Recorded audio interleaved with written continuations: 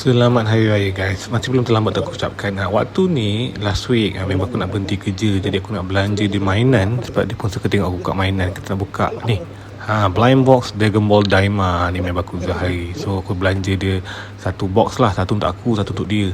Nak tengok dan masa kita angkat kotak ni memang aku cakap ada ringan ada berat. Aku pun cuba angkat, lah memang terasa. So aku rasa yang berat tu mungkin Majin Buu sebab dia bulat kan. Yang ringan tu mungkin otak-otak macam Vegeta ataupun Goku. So kita terus pergi kaunter untuk bayar. Harga dia per box dalam RM20. Ini aku beli kat MPH sebab aku tak bayar, saya tak jumpa sangat. So kita lepak, kita makan jap, nak buat unpacking. Sebelah tangan aku nak pegang kamera, sebelah lagi nak buat unpacking. So agak mencabar jugalah. So harap korang bersabar. Aku buat santai belakang. Aku dapat Goku. Yeay. Dan dia adakah dia dapat Majin Buu sebab dia ambil yang berat tau. Kononnya lah kan.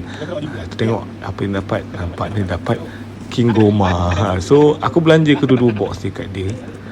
Sebab aku rasa macam buatlah hadiah kenangan. So letakkan kereta dia apa ringat aku.